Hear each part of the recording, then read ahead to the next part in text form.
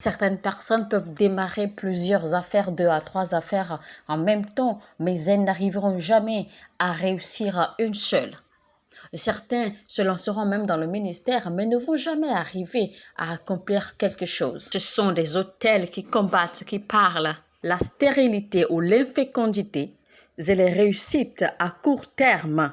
Je parle ici de l'infécondité ou de la stérilité de tout genre et surtout de la stérilité biologique et les réussites à courte durée. Ça veut dire en fait que certaines personnes jouissent de grâce, de faveurs, de toutes sortes de bénédictions tous les jours, mais ça ne dure pas longtemps. Il y a certaines personnes, même quand vous voyez de bonnes choses, quand vous avez du bonheur, vous avez mal, vous vous mettez à pleurer parce que vous savez déjà que ce bonheur ne durera pas. Vous savez déjà que cette bonne chose que vous venez de recevoir ne va pas durer longtemps dans votre vie parce que vous avez déjà eu des traces, vous avez déjà enregistré cela plusieurs fois. Vous rencontrez également beaucoup de personnes qui sont médicalement en forme. Ils sont très bien dans leur santé. Il n'y a aucun problème biologique. Et pourtant, vous vous rendez compte que ces personnes ne peuvent pas avoir d'enfants. Elles ne peuvent pas concevoir. Certaines femmes vont même jusqu'à tomber enceintes, mais elles ne gardent pas la grossesse parce que soit quelque chose leur arrive au milieu de la nuit, soit quelque chose leur arrive dans les rêves ou un événement se produira. Quelque chose va forcément se produire et elles vont perdre cette grossesse. Certaines femmes conçoivent, mais font beaucoup de fausses couches de façon répétitive. Je dois être sincère avec vous, il y a encore plus d'expressions, d'accord, de la manipulation des autels dans nos vies. Mais celles que je viens de citer ne sont que les plus majeures. C'est les plus récurrentes que nous rencontrons. Pour être honnête avec vous, je dois vous avouer qu'il y a des hommes de Dieu, des pasteurs, des prophètes, des apôtres qui sont victimes d'autels maléfiques. Familles qui sont sous le joug d'autels maléfiques. Et quand on parle des batailles des autels, quand on parle de la manifestation des autels, vous n'avez pas besoin, peu importe que vous soyez une personne gentille, que vous soyez une personne libérale ou que vous soyez une personne méchante. Et voilà les raisons pour lesquelles Dieu nous accorde la grâce d'avoir de l'intelligence spirituelle. Maintenant, je prie pour vous dans le nom puissant de Jésus-Christ. Tout ce qui n'est pas de Dieu dans votre vie et toute situation, tout événement, toute chose qui est nourri, qui est renforcé par un autel. Je déclare qu'à travers ce message, nous allons les démembrer, nous allons les déraciner dans le nom de Jésus-Christ. Amen. Alors, vous reconnaissez la présence d'autels dans la vie d'un individu, dans la vie d'une famille, de par les événements et les récurrences quotidiennes des modèles paternels, des modèles familiers. Un exemple rapide, d'accord, de modèles familiers. Imaginez par exemple que l'arrière-grand-mère a été violée à un certain âge, la grand-mère également a été violée au même âge, la mère également a subi la même expérience, la fille aujourd'hui subit la même expérience et la petite fille subit la même expérience. Écoutez, je vais vous dire, ce n'est pas juste une coïncidence. Ceci n'a rien à voir avec des coïncidences. Il y a quelque chose qui est là-dessus. N'avez-vous jamais rencontré quelqu'un qui ait fait plusieurs années, des dizaines et quinzaines et vingtaines d'années à l'extérieur, mais qui soudainement se retrouve dans son village ne faisant rien? Et vous serez surpris de constater que ce même événement ou ce genre de choses, d'accord, se reproduit dans la vie de plusieurs enfants de cette même famille. Et quelqu'un d'intelligent, quelqu'un qui a de l'intelligence spirituelle, forcément se posera des questions. Que se passe-t-il? Qu'est-ce qui ne va pas? Imaginez par exemple qu'à un moment de votre vie, vous recevez des nouvelles, vous avez quelque chose, vous vous réjouissez pendant un moment et soudainement, vous vous retrouvez, vous vous rendez compte que vous commencez à chuter. Vous vous rendez compte que vous commencez à baisser, que les choses commencent à ne plus aller. Et vous vous posez des questions, mais que se passe-t-il?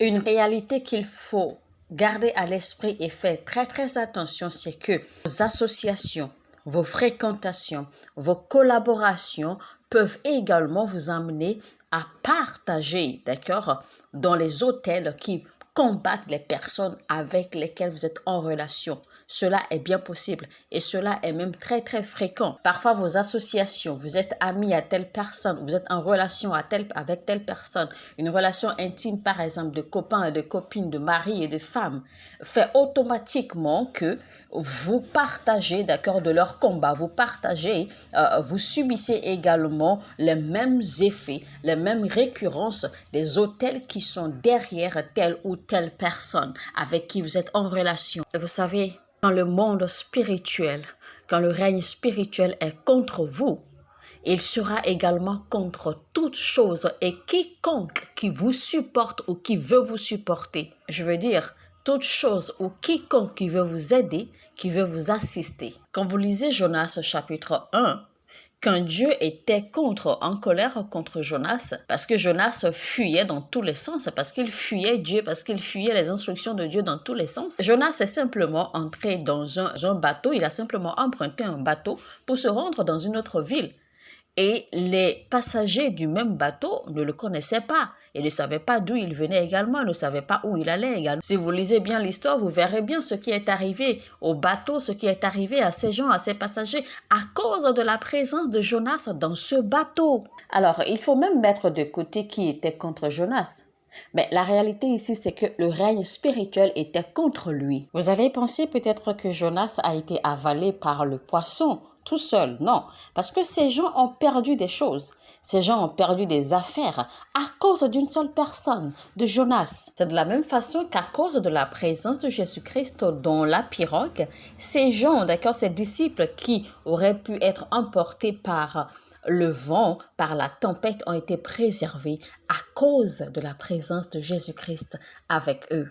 Alors maintenant, sur ce, je déclare que parce que vous écoutez ce message aujourd'hui, tout ce qui est autour de vous et toute personne qui vous entoure deviendront participants de cette bénédiction, de cette révélation que vous recevez à travers ce message. Dans le nom de Jésus-Christ, le modèle demeure pareil quand Dieu envoie sa parole à Jacob. Il envoie toujours sa lumière, sa révélation sur Israël pour l'éclairer. Alors, certains d'entre vous qui écoutez ce message maintenant, le Saint-Esprit est en train de vous faire comprendre maintenant que voici le message qu'il essayait pendant longtemps de vous faire comprendre. Maintenant, vous comprenez pourquoi les choses vont ainsi dans votre vie.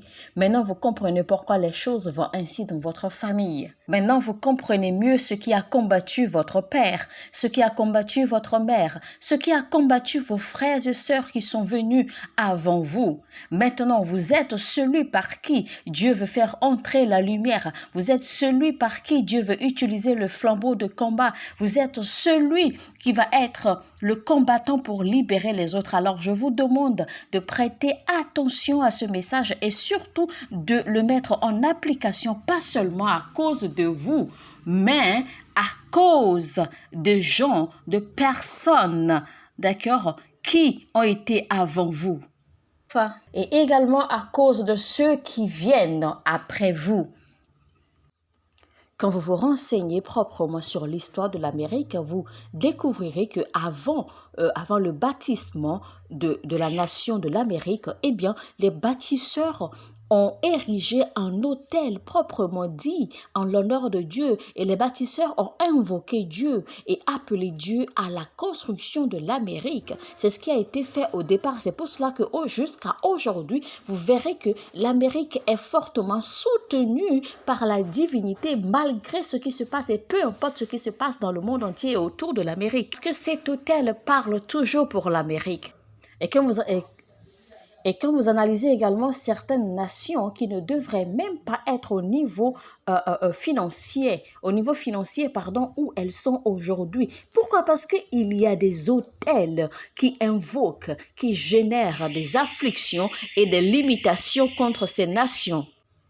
Maintenant, vous savez, la plupart de nos ancêtres, de nos arrière-pères, à l'intérieur et à l'extérieur des territoires qu'ils ont conquis, des terres qu'ils ont conquis, en toute sincérité, en toute honnêteté, et aussi par peur d'être envahis ou d'être victimes de guerres ou d'autres territoires, si à cause de la peur de la pauvreté, etc., beaucoup de nos ancêtres, beaucoup de nos arrière-grands-pères ont invoqué des divinités, ont invoqué le diable, parce qu'en réalité, c'était la seule chose qu'ils connaissaient. Ils ne connaissaient que les divinités, ils ne connaissaient que les idoles. Et donc, ils ont construit des bases légales, ils ont construit des alliances sous des fondements complètement légaux, des fondements absolument légaux. Et ils ont créé des alliances, ils ont créé des partenariats, ils ont créé des relations. Et donc, plusieurs et différents hôtels ont été érigés et engagés et nourris et entretenus. Maintenant, aujourd'hui, malheureusement, tous ceux qui étaient propriétaires et auteurs de ces hôtels sont déjà partis depuis bien longtemps. Ils ne sont plus vivants, ils sont déjà partis et ils ont déjà abandonné ces choses. Ils ont déjà laissé toutes ces choses. Mais les hôtels, c'est spirituel, c'est des divinités. Les hôtels ne connaissent pas le temps. Les hôtels ne connaissent pas l'année. Vous parlez de 10 ans, vous parlez de 200 ans, vous parlez de 1000 ans. Ça, c'est juste à vos yeux. Les hôtels ne connaissent pas cela. Lisez bien votre Bible et vous vous rendrez compte que l'endroit même où Jacob a eu sa première rencontre divine, sa première rencontre angélique, c'était l'endroit même où Abraham avait bâti un autel. Et voilà que des décennies bien après, ou même des millénaires bien après, eh bien son arrière-petit-fils se retrouve à ce même endroit, s'allonge là juste pour se recueillir, juste pour se reposer, dormir un peu. Alors, le fait ici est que, qu'il ait dormi ou pas, eh bien, il y avait déjà une activité divine, il y avait déjà une activité célestiale qui se produisait là. Et donc, cette activité angélique, cette activité célestiale qui se produisait à ce même endroit, en fait, c'est simplement révélé à lui, que cela soit dans le rêve, que cela soit dans son sommeil ou pas. Mais Jacob s'est rendu compte qu'il y avait une activité célestiale là parce que les anges montaient et descendaient à ce même endroit. Et c'était une activité qui se passait tous les jours pendant tous ces millénaires jusqu'à l'arrivée de Jacob à ce même endroit. Les hôtels peuvent affecter des personnes individuellement. Les hôtels peuvent affecter également des familles entières. Vous allez croiser également certaines personnes qui ont transformé leur maison en hôtel. Et ces personnes n'étaient pas vraiment des personnes nées de nouveau, des personnes qui ont reçu Christ. Mais voici des personnes qui ont été assez aimables, assez gentilles d'accueillir des missionnaires, d'offrir de l'espace dans leur maison à des missionnaires pour habiter, d'offrir la main, d'offrir de l'aide, d'offrir de l'assistance à des missionnaires de Dieu dans le temps. Et ces gens, en réalité, ne savaient pas réellement ce qu'ils faisaient de par leur acte de bonté. Mais ces missionnaires de Dieu ayant habité chez eux, forcément, ont fait des prières, ont émis des prières à des endroits donnés, ont fait des demandes, ont placé des requêtes à l'Éternel concernant cette maison ou concernant la famille. Ils ont certainement même fait des prières que Dieu se souvienne de cette famille, peut-être en utilisant l'un des arrière-petits-fils ou à une certaine génération de la famille pour éclairer cette famille en question. Et c'est ainsi que, curieusement, vous allez croiser peut-être un enfant, peut-être même récalcitrant, ou un enfant quelconque, d'accord, de cette famille qui, d'une façon ou d'une autre, parce que cet autel qui a été érigé par ces missionnaires en l'honneur de Dieu, au nom de cette famille, en fait, est en train de parler. Et donc, cet autel va finalement s'exprimer à travers cet enfant. Et cet enfant, d'une manière ou d'une autre, va se retrouver, d'accord, sur le chemin à désirer ou à chercher Christ, à chercher la voie de Dieu. Et je prie vraiment que Dieu nous accorde la compréhension. Quand vous regardez un peu la vie de nos pères spirituels dans la foi, quand vous voyez un peu le genre, le niveau de résultat, de prodige qu'ils commandent, pensez-vous vraiment que c'est seulement à cause ou c'est seulement sur la base de leur connaissance, de leur intellect ou de leur habileté? Mais non, réfléchissez bien. Et quand vous observez bien l'Afrique, quand vous voyez tous les problèmes, toutes les situations, tous les bouleversements que l'Afrique subit, pensez-vous que c'est seulement des problèmes politiques ou des conflits politiques? Pensez-vous que c'est naturel, que c'est juste comme ça, banal? Mais non, réfléchissez-y bien. Ne voyez-vous pas la consistance et la répétition des problèmes, la répétition des situations, peu importe le gouvernement qui s'installe? Ce sont des autels qui sont à la base de tout ceci. Et peu importe qui est au pouvoir ou qui n'est pas au pouvoir, ces autels sont plus que cela. Alléluia.